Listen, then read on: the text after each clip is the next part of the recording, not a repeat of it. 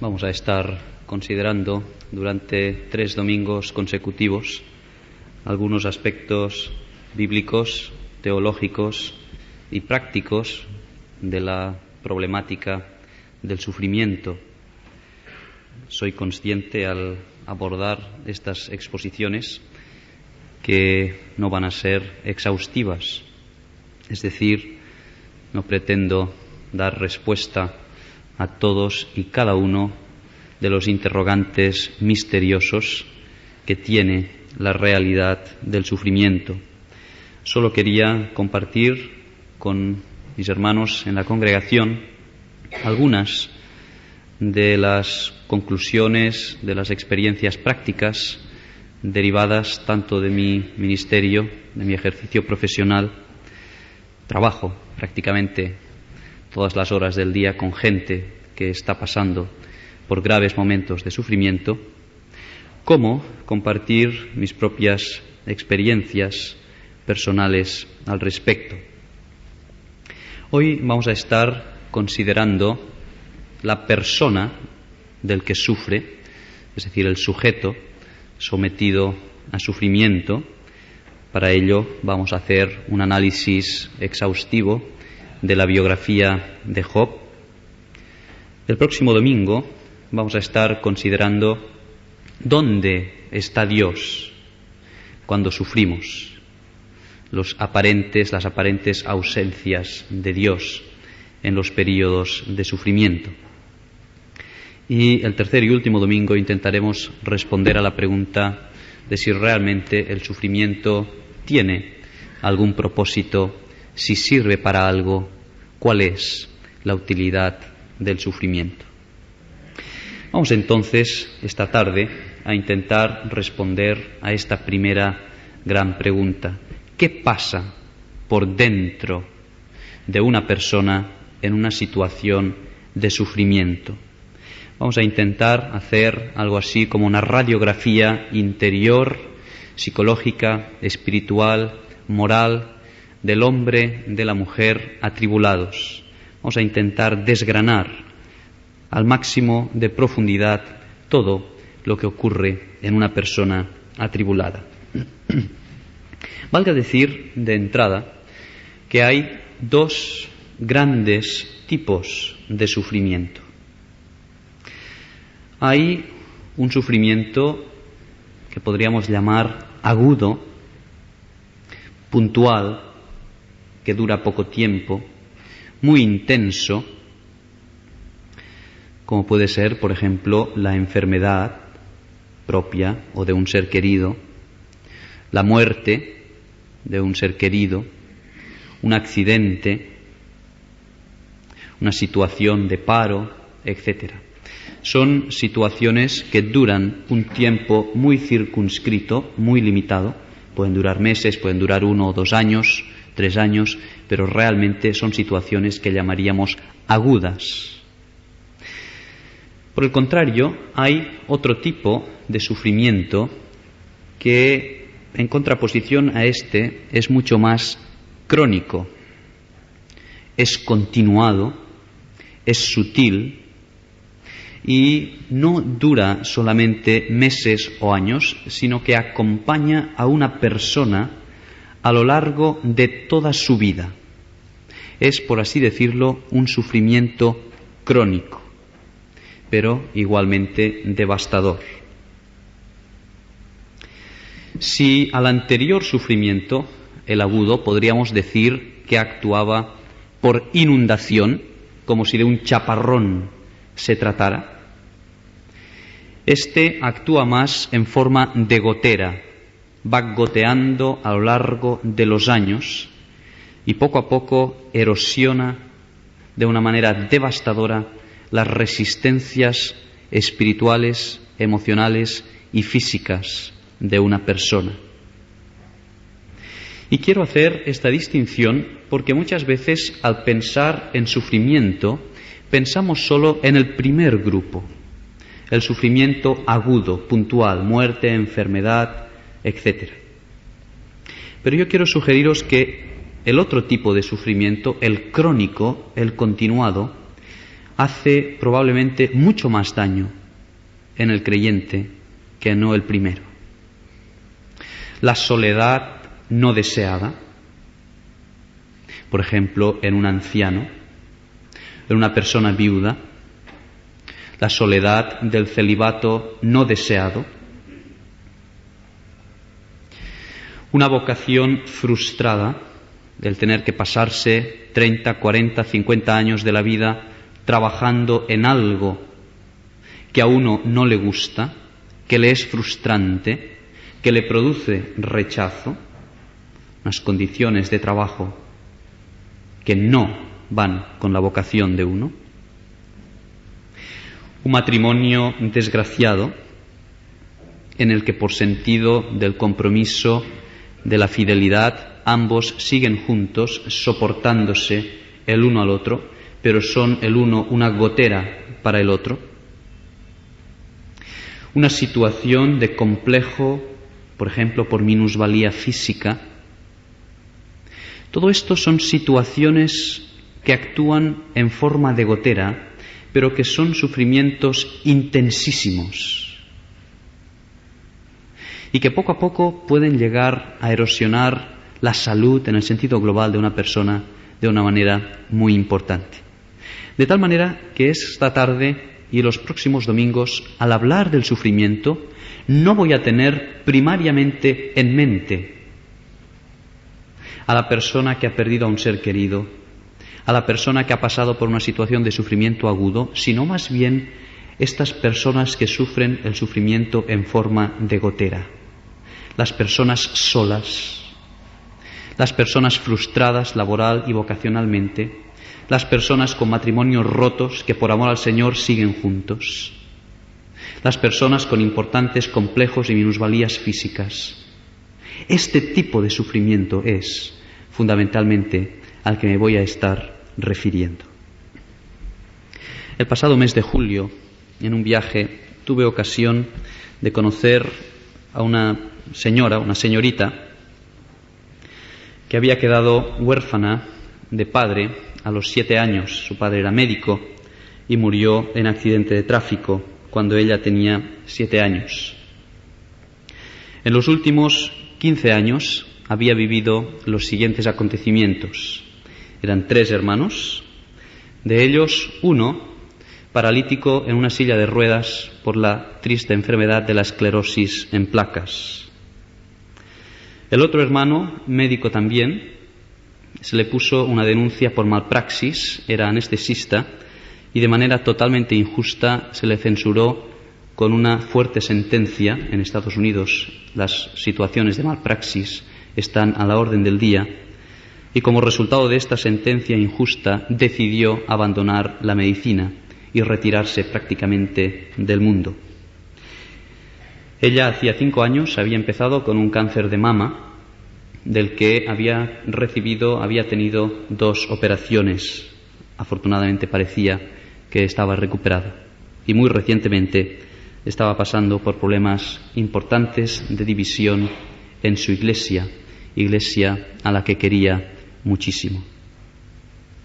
Y sin embargo, esta mujer me impresionó porque tenía una mansedumbre, y creo que esta es la palabra más adecuada, una forma de transpirar paz y serenidad que eran extraordinariamente atractivas.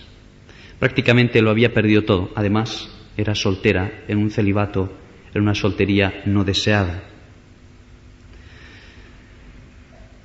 Es evidente que casi hemos reunido en un solo ejemplo, el ejemplo de esta mujer, los 2 tipos de sufrimiento: el sufrimiento en gotera y el sufrimiento en chaparrón.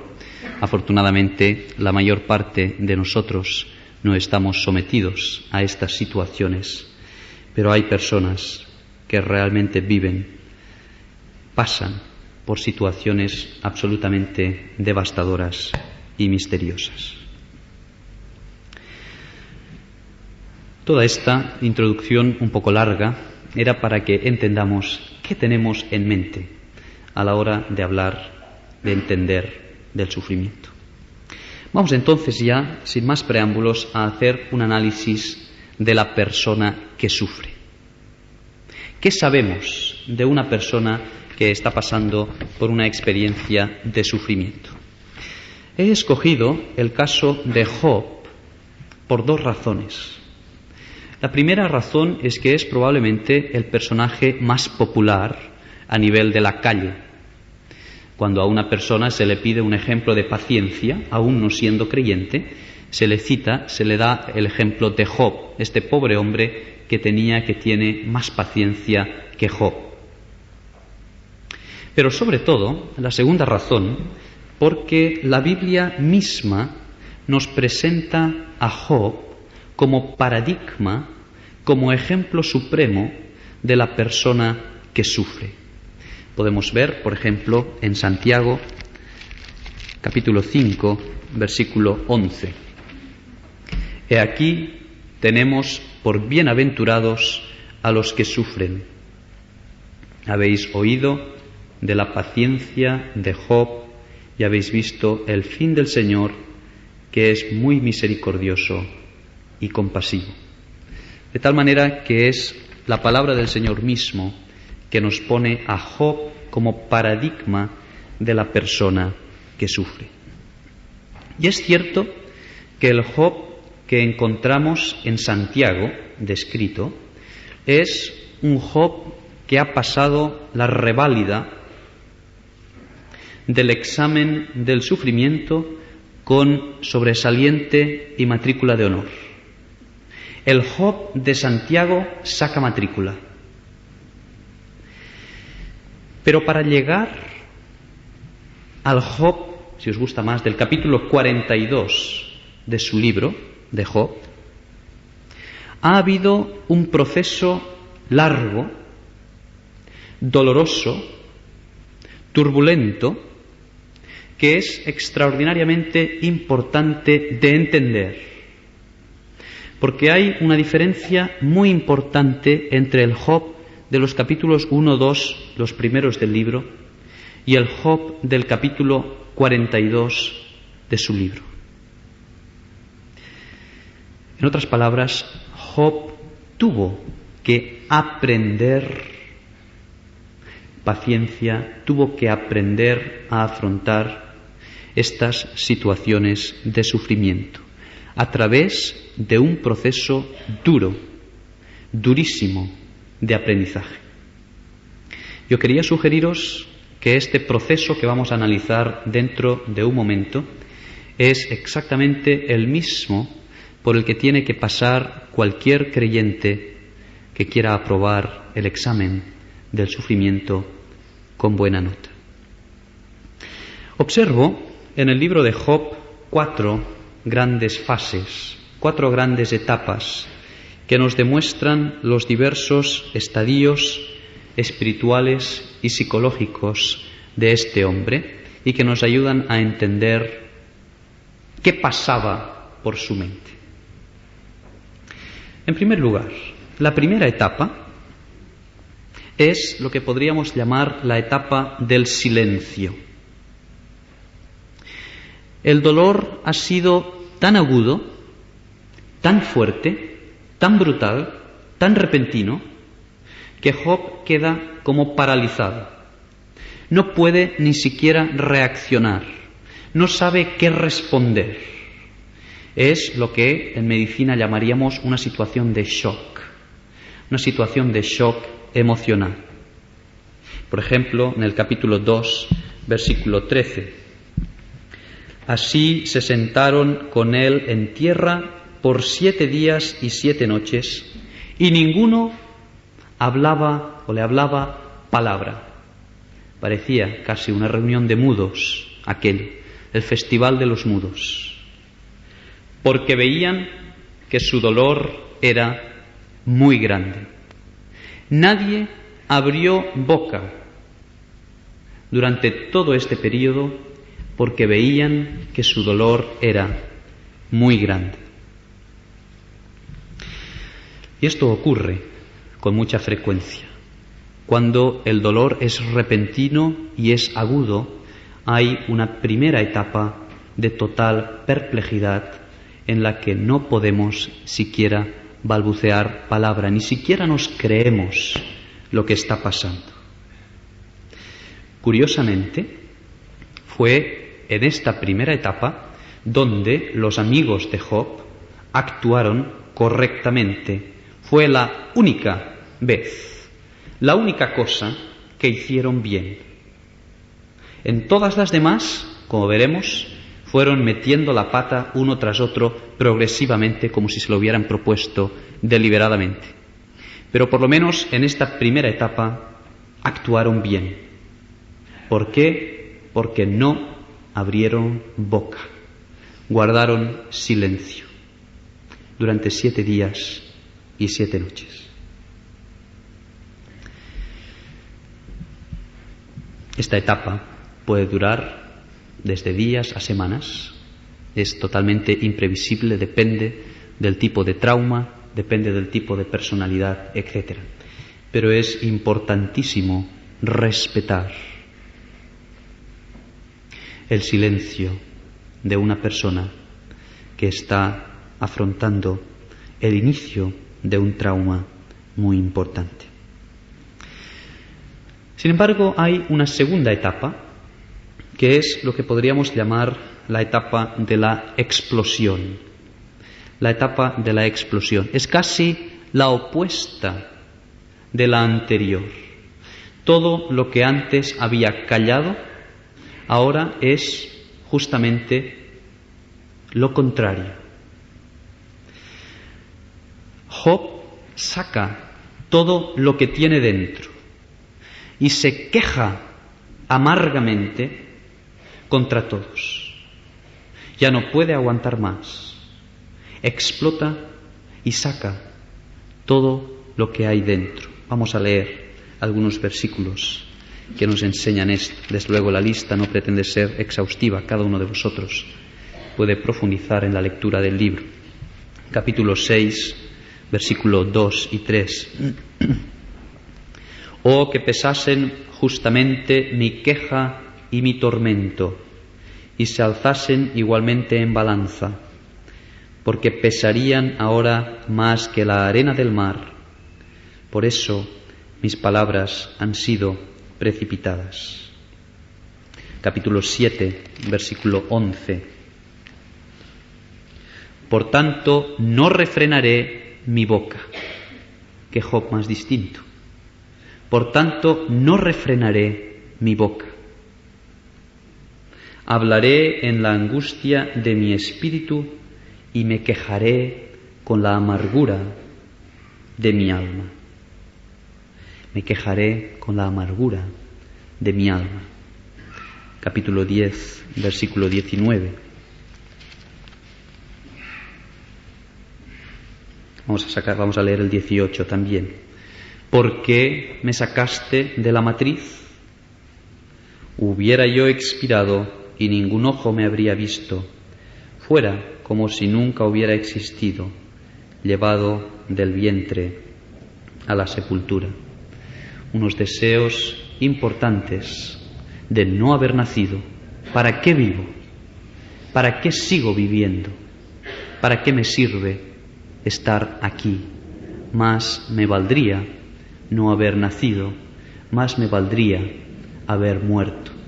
Recordemos aquel otro versículo de Job: los días del hombre son cortos y hastiados de sinsabores.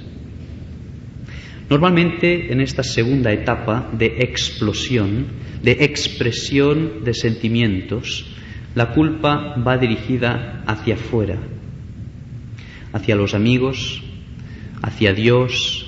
Siempre se buscan más o menos responsables, cabezas de turco fuera.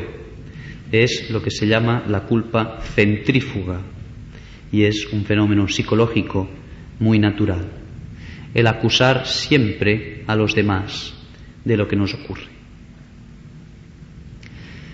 Pero hay una tercera etapa que es igualmente interesante observar. Después de la etapa del silencio, la etapa de la explosión, le sigue una tercera etapa que podríamos llamar la etapa de la depresión. la etapa de la depresión. Capítulo 6.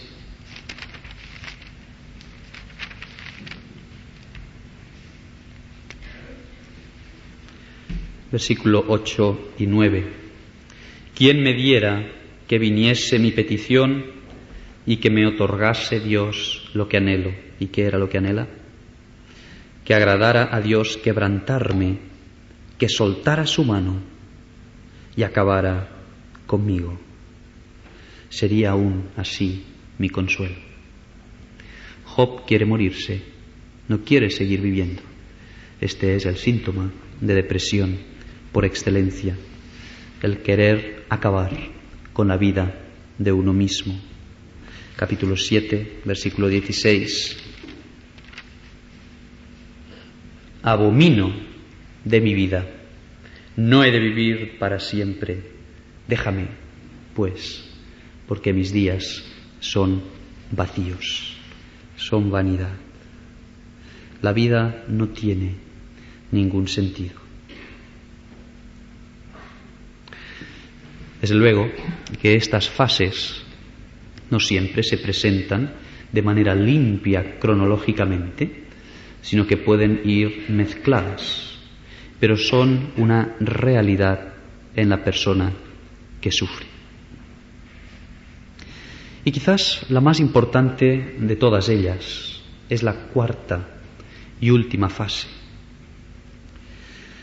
La fase que podríamos llamar de crisis de fe. La crisis de fe. Dios me ha abandonado. Dios no está conmigo. ¿Dónde está el poder de Dios para actuar? ¿Por qué no actúa Dios? ¿Por qué está callado? ¿Por qué está de brazos cruzados? Y esta cuarta etapa es importante porque es una dimensión extra de propina para el cristiano.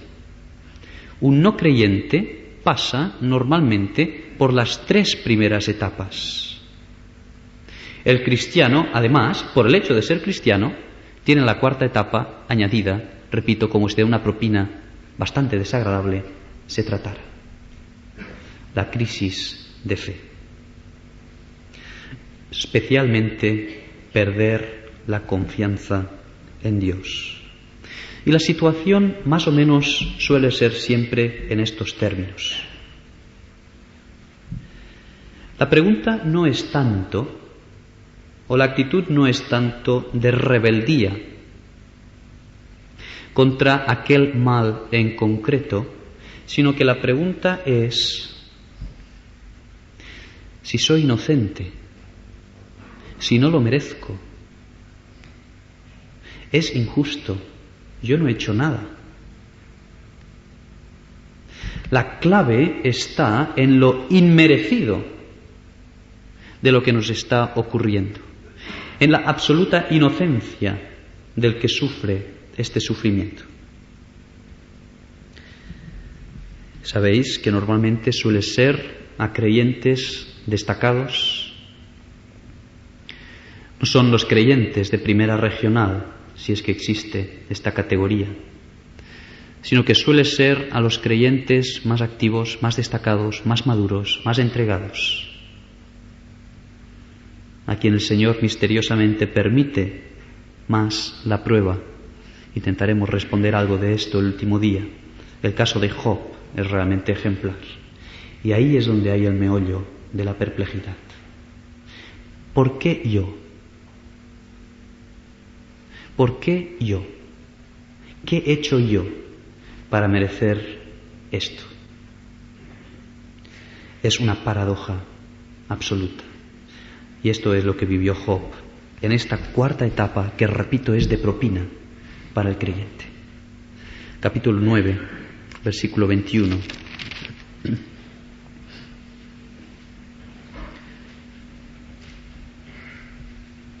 Si fuese íntegro, no haría caso de mí mismo, despreciaría mi vida.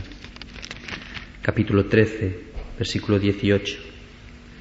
He aquí ahora, si yo expusiere mi causa, sé que seré justificado. Si ahora se hiciera un juicio, saldría inocente, sería justificado. Capítulo 10, versículo 7. Aunque tú, Señor, sabes que no soy impío, que no soy impío. Aquellos de vosotros que habéis tenido ocasión de ver la biografía de C.S. Lewis, El país de las sombras, y se pasó el sábado pasado en el grupo Hebrón, os daréis cuenta que esta fue justamente la perplejidad de aquel hombre, C.S. Lewis.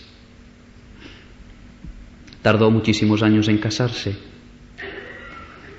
y 4 años después de casarse, su esposa muere de cáncer. Y la duda de C.S. Lewis no era sobre la existencia de Dios.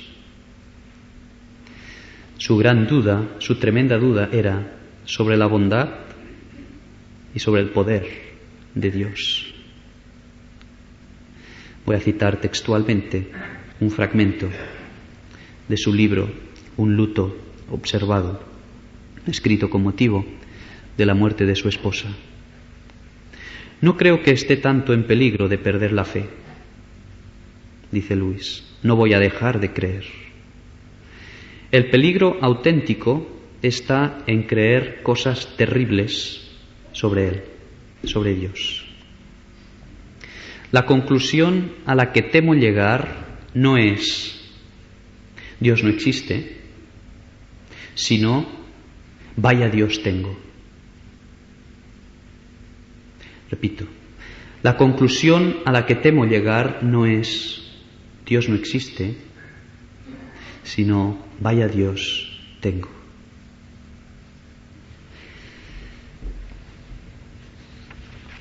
Creo que nadie se atrevería a acusar a C.S. Lewis de ser un creyente irrespetuoso o un creyente carnal. Y esto es exactamente lo que le ocurrió a Job. Job, en esta etapa de crisis de fe, inicia una serie de pleitos, de causas abiertas contra el Señor. Capítulo 19, versículo 7.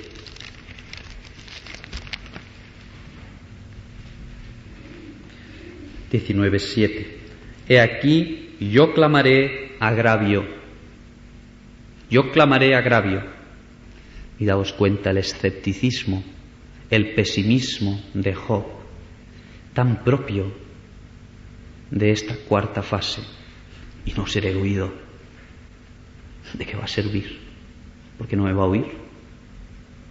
Daré voces y no habrá juicio. Job en esta cuarta fase rezuma pesimismo por la forma de actuar de Dios. Capítulo 9, versículo 16. Si yo le invocara y él me respondiese, aún no creeré que haya escuchado mi voz. No me lo creo. Ni que el Señor me respondiera ahora, no me creo que me he escuchado. Antes habría de rogar, porque me ha quebrantado con tempestad y ha aumentado mis heridas sin causa, lo que antes decíamos. El dolor de la inocencia es lo más lacerante. No me ha concedido que tome aliento, sino que me ha llenado de amarguras. Antes acusaba al Señor de injusto, ahora le acusa casi de cruel. Y un versículo que ya hemos leído, 16:9.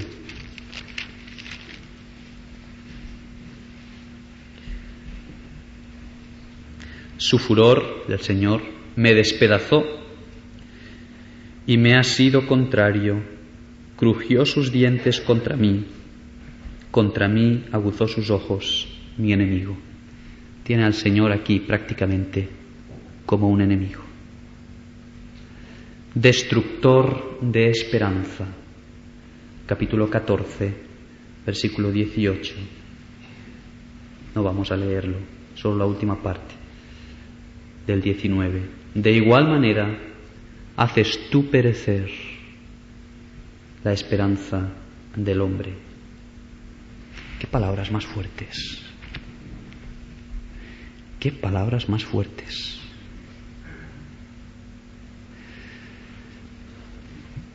Y todas estas quejas amargas salen de labios del paradigma, del modelo supremo bíblico de paciencia. ¿Cómo se entiende esto? Que un hombre que llega a decir cosas, en catalán diríamos tan gruixudas, contra Dios, es tenido como paradigma del hombre que sabe sufrir. En la respuesta a esta pregunta tenemos la clave de la persona que sufre y de su actitud correcta con el Señor. Y vamos a dedicar el último cuarto de hora que nos queda a responder a esta pregunta que es crucial, es absolutamente esencial. ¿Por qué el Señor le permite a Job quejarse de esta manera y no le censura, ni le reprende, ni le condena? ¿Por qué las palabras que salen de labios de Dios al final del libro, y las leeremos dentro de un momento, son palabras de elogio, de alabanza y no de condenación? Capítulo 42, versículo 7.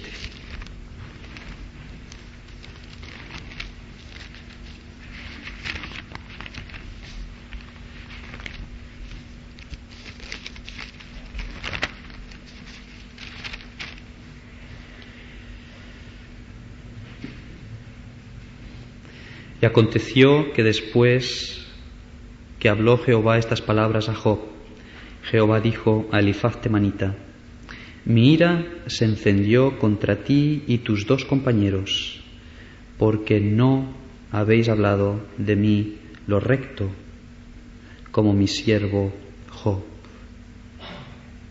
En el versículo 10: y quitó Jehová la aflicción de Job cuando él hubo orado por sus amigos, y aumentó al doble todas las cosas que habían sido de Job. Y versículo 12: y bendijo Jehová el postrer estado de Job más que el primero.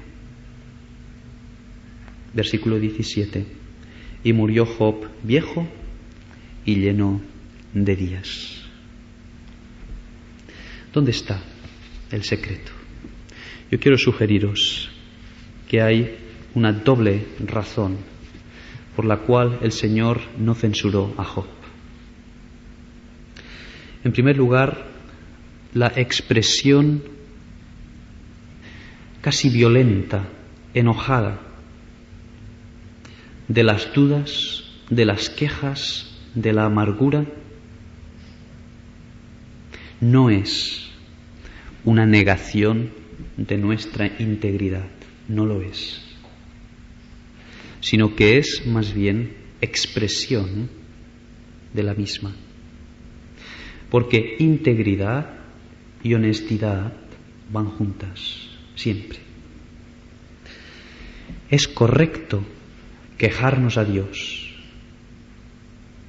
No es pecado decirle a Dios cómo nos sentimos, aunque algunas de las cosas que le digamos sean equivocadas.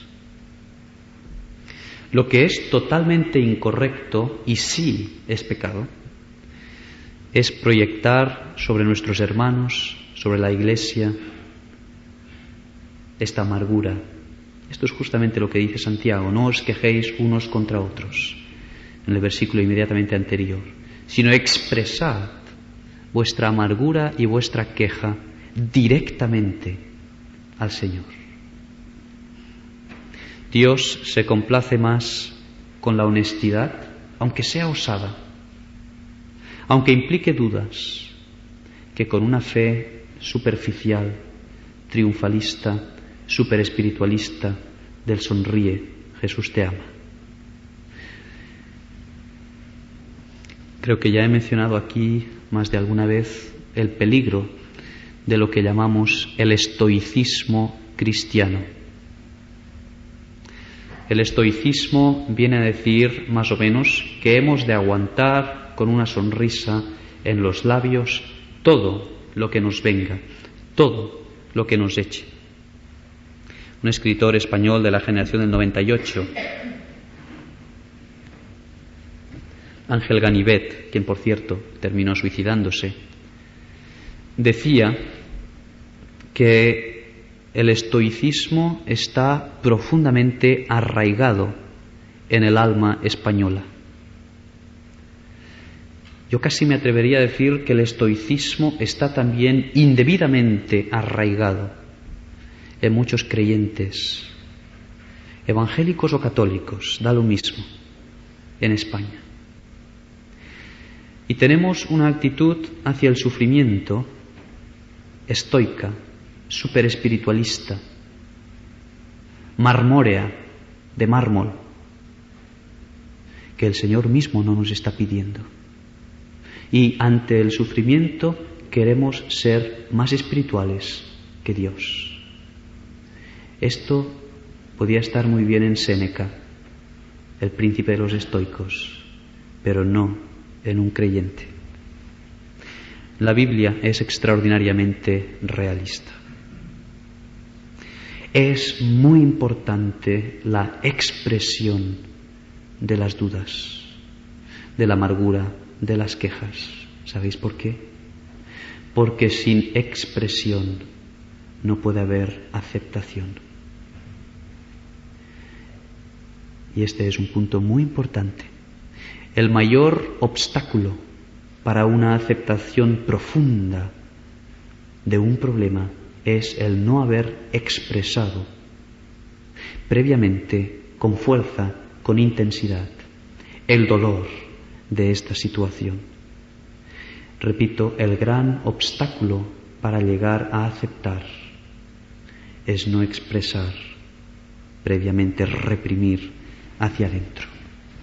Y la segunda razón por la que creo que el Señor no censura a Job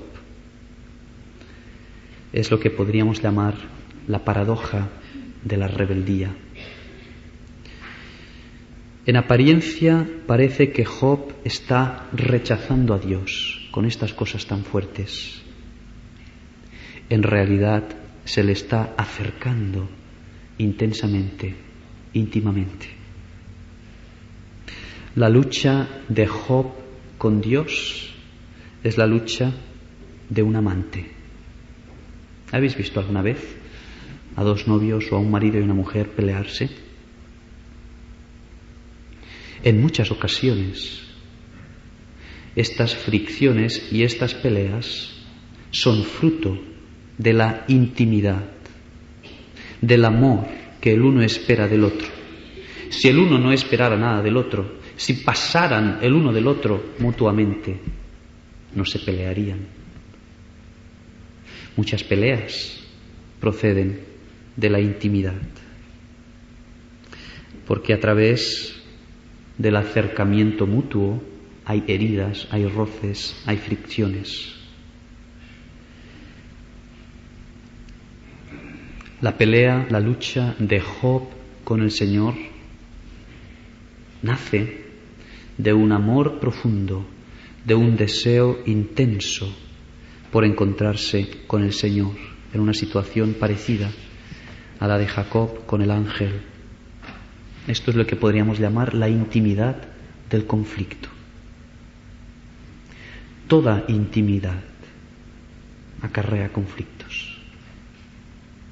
Recuerdo muy bien a Trovish oírle decir que él nunca casaría a una pareja de novios que no se han peleado, por lo menos una sola vez antes del día de la boda. Toda intimidad acarrea conflicto, y en la vida espiritual es exactamente lo mismo. Si realmente nuestra relación con el Señor ha de ser intensa e íntima, va a haber periodos de lucha con Él, como la que tuvo Job. ¿Cuál es la diferencia entre Job y alguien que rechaza al Señor? Job lucha con Dios, instalado en una postura de pena y de dolor. El no creyente o el arrogante lucha con Dios, instalado en una poltrona de soberbia y de orgullo. Y la diferencia es muy importante. Esta última actitud lleva al desafío. Leía recientemente las declaraciones de la hija del que fue primer ministro de la Unión Soviética, Khrushchev. Y decía que Juan XXIII le había regalado una cruz, pero que ella no se la había puesto nunca porque estaba muy orgullosa de ser atea y no tenía ninguna necesidad de Dios. Este es el tipo de actitud que el Señor no puede consentir porque está instalada en una poltrona de orgullo, de soberbia. Pero la lucha agonizante, intensa, lacerante de un Job que le dice de todo a Dios es aceptable porque está instalada en el dolor y en el sufrimiento intensos y busca encontrar consuelo, alivio cara a cara con Él. Vamos a concluir con un versículo que nos ayuda a entender esto muy bien. En el capítulo 13, versículo 24.